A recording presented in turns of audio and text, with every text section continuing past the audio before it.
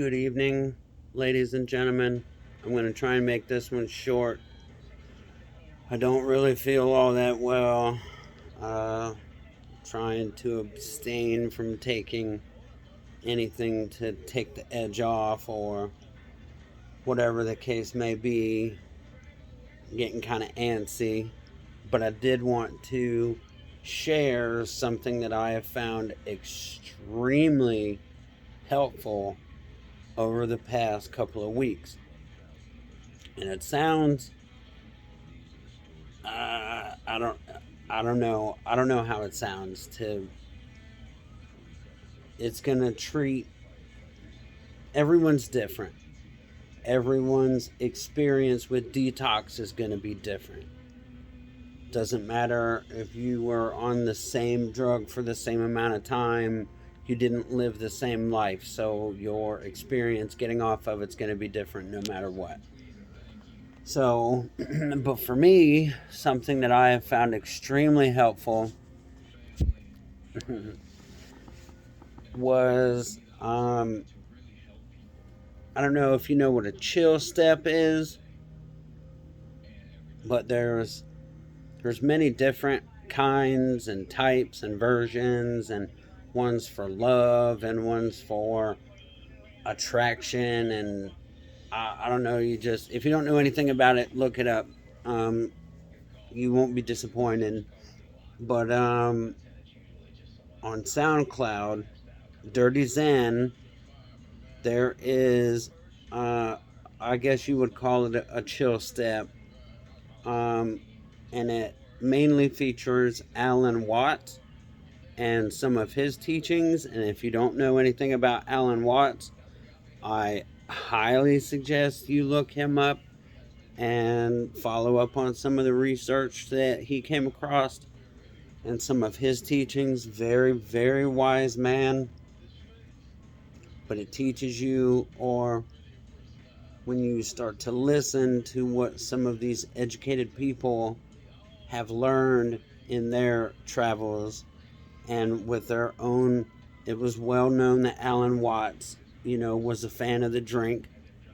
Um, he was known to have made speeches. It was known because he let people know that it was easier for him to give a performance or give a speech after he's had a couple of drinks. We all know how that feels. So, and I think some of the greatest minds that this planet has ever seen had, vices in one way or another, to varying degrees, I'm sure. But, you know, the mind will find a way to unwind. It's how we find our balance between work and pleasure. That's how it's supposed to work anyway. But what these what these brilliant people are saying is that one thing that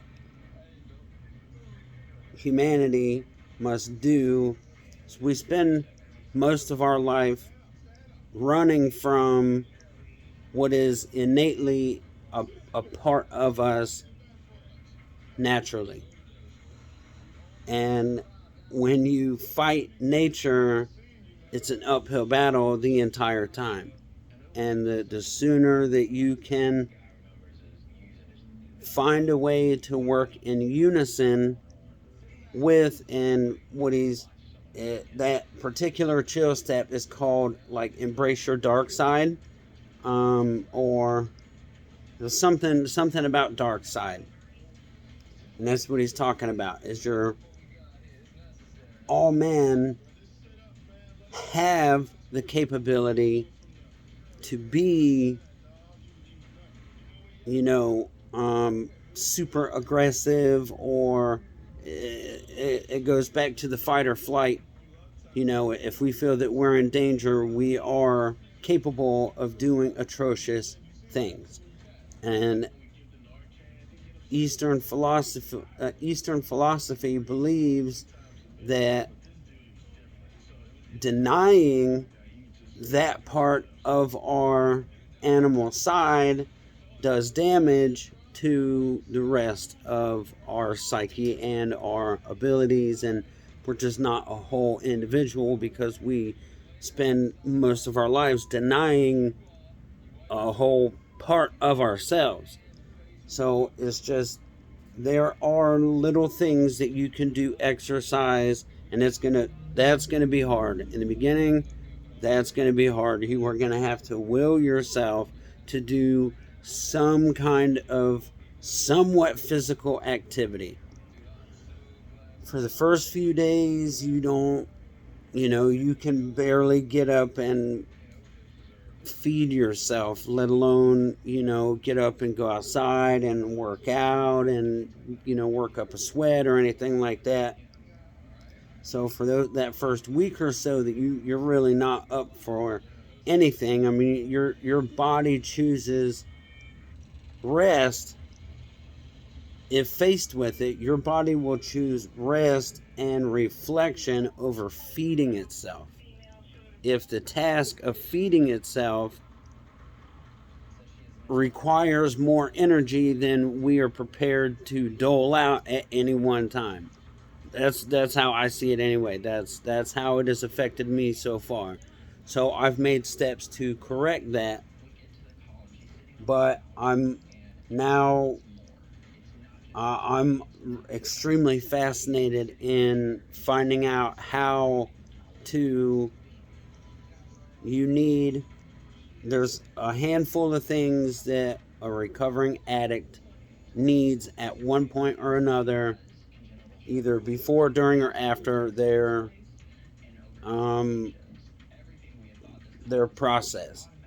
You need isolation to an extent, reflection, and I don't know, probably a support system. Obviously, you need a good support system. That's probably first, but don't just because it's a process. We have to retrain our brain to interpret our surroundings all over again. We have to train it how to do it effectively without a medication that we have trained it now to work with. And now we're trying to train it to work without it. It's like getting drunk. Getting drunk is easy. It's fun. That's the fun part. That's the easy part. But the hangover the next day, when the alcohol is leaving the system, is pretty shitty. This is that times a million. It's basically what it is. Because we've done it for so long. We got drunk all day, every day for years and years and years and years. So that's going to affect our synapses and all kinds of stuff in our brain. So we need to arm ourselves with tools that help. Music, certain types of music. You explore. Don't be afraid to explore the feelings that arise, because the changing of really we are changing our entire spectrum again.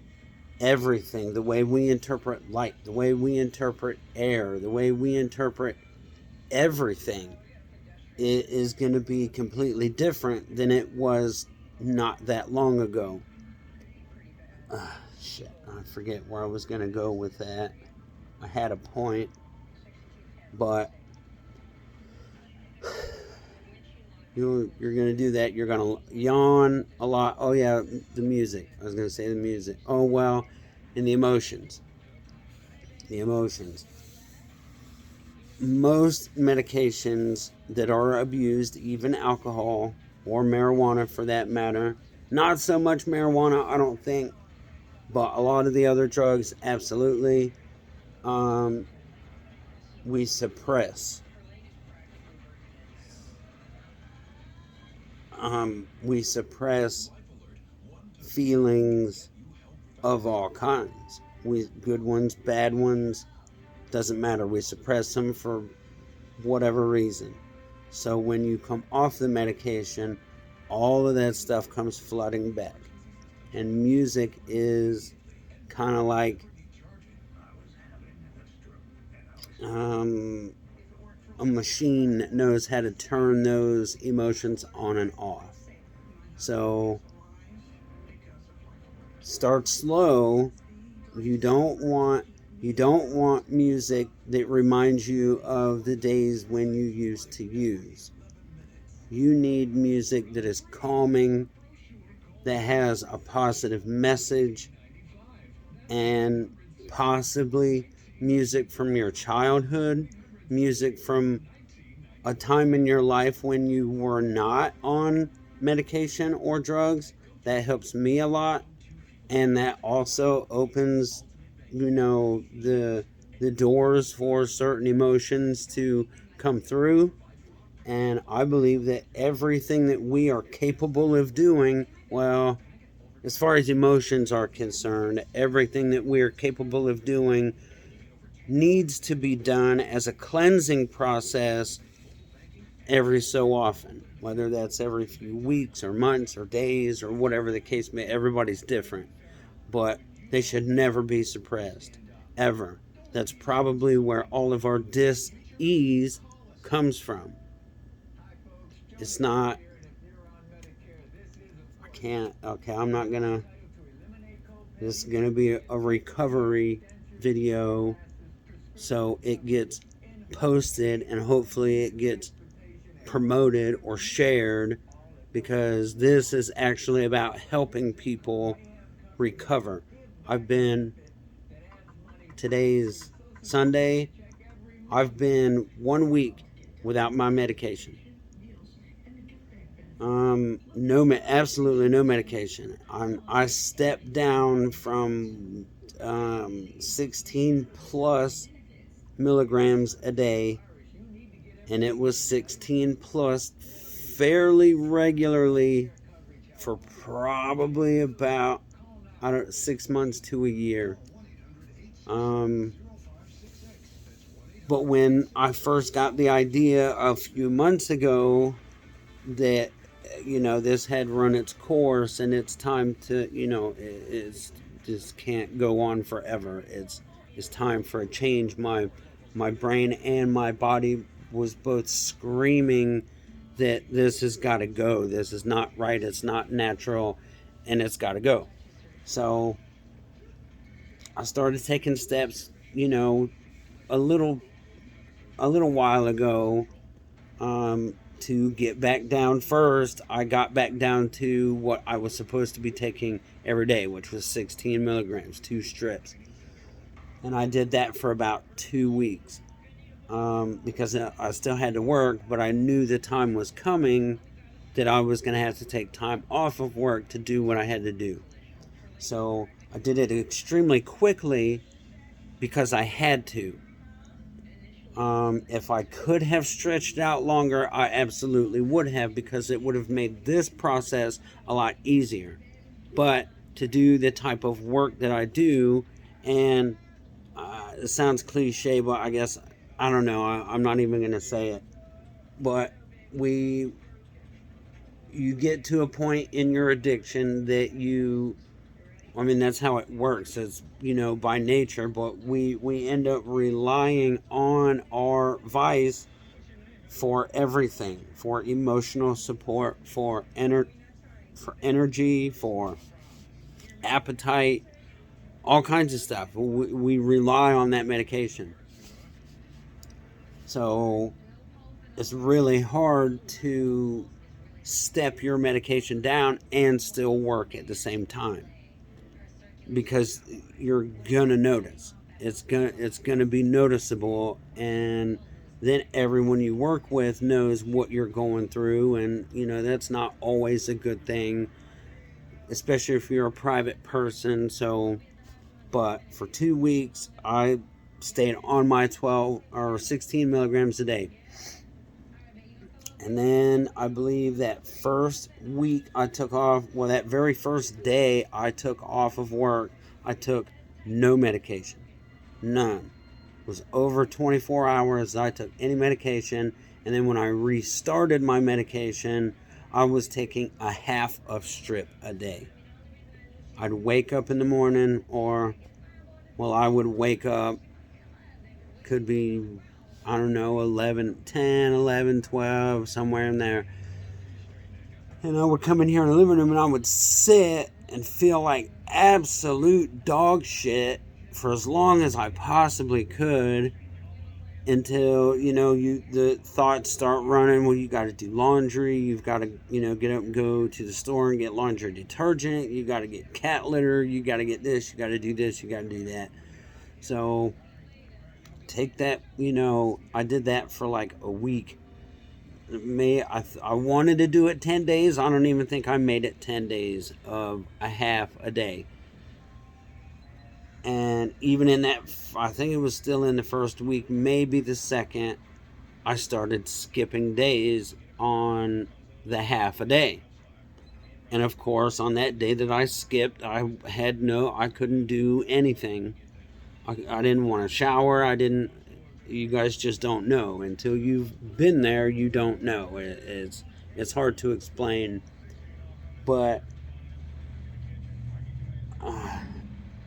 it's worked out so far.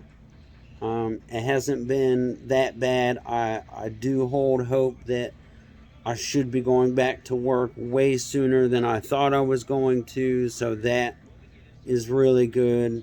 But I did want to let you guys in on the Alan Watts, Chill Step, Dirty Zen, SoundCloud. Really, Alan Watts. Anywhere you can find Alan Watts, not Alan Watt, not the man that is still alive. It's a common misconception. I've been tricked myself. Not Alan Watt. It's Alan Watts. And you can tell he's a traveled individual. You can tell by the way he speaks that he is a well-educated, traveled individual. So you know who it is when you hear it. And if you look up Chill Steps and Alan Watt, then you're absolutely going to find the right one.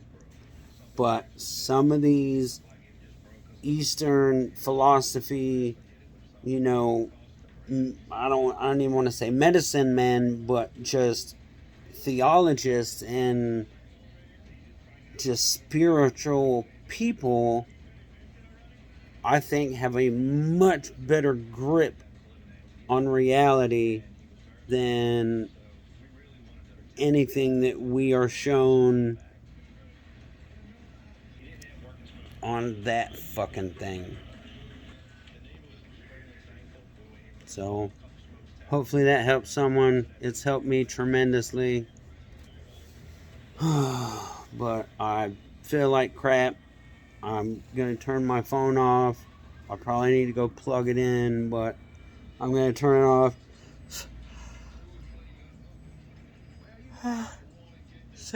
Right on time. Right on cue. 7:15. I'll be asleep in less than an hour. And I'll be up at midnight and won't be able to go back to bed until 5 or 6 in the morning. And then I sleep until 10 or 11. And then get up and do it all. My sleep is so fucked up, it's not even funny.